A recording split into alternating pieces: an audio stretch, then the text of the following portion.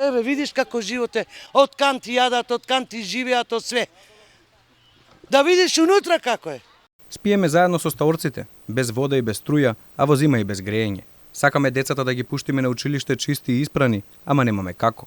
Се жалат социјално загрозените лица, кои државата привремено ги сместува во објектот на поранешниот дом за деца Ранка Милановиќ, кои потоа остануваат да живеат таму со години, помеѓу купиште ѓубри и задушувачка смрдеја, чекајќи да добијат социјален стан од државата.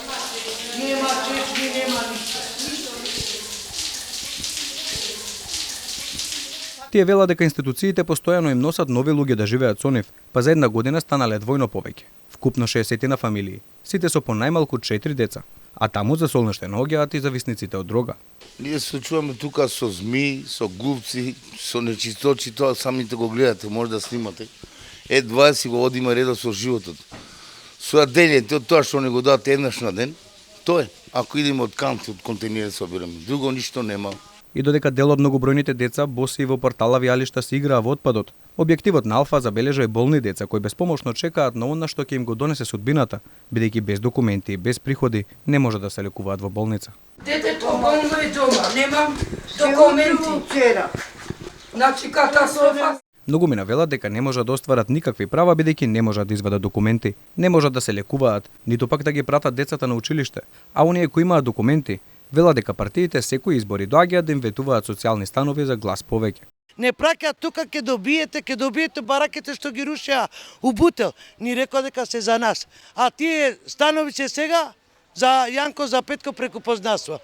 А за гласа не доваѓаат. Од Министерството за труд и социјала признаваат дека се свесни за хуманитарната мизерија во која живеат луѓето таму, но те програмите со кои се обидуваат да им помогнат не вроделе со плод, бидејќи не најшле на соработка.